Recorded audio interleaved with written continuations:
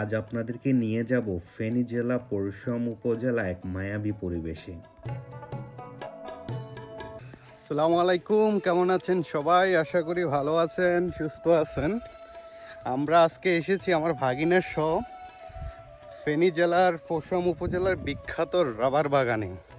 তো বাইরে থেকে দেখে মনে হচ্ছে অনেক সুন্দর। চলেন দেখা যাক।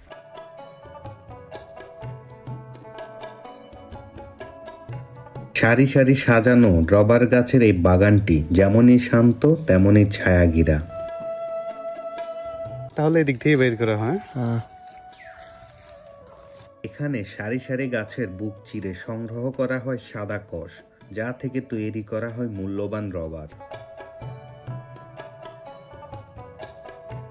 প্রকৃতির এই নির্জনতা আপনার মনের সব ক্লান্তি দূর করে দিবে নিমিষেই।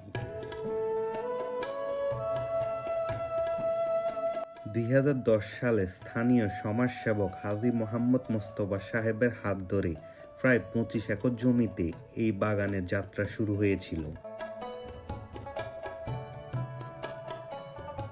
দীর্ঘ পরিচর্যার পর 2018 সাল থেকে এখানে বাণিজ্যিকভাবে রবার উৎপাদন শুরু হয়, যা আজ আমাদের পরশুরামের গর্ব।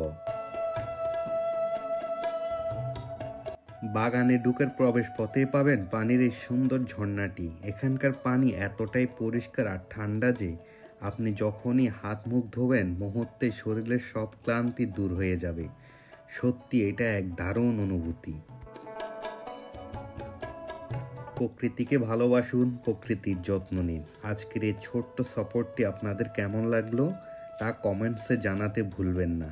দেখা হবে অন্য কোনো সুন্দর জায়গায়। সবাই ভালো থাকবেন, সুস্থ থাকবেন। আল্লাহ হাফেজ।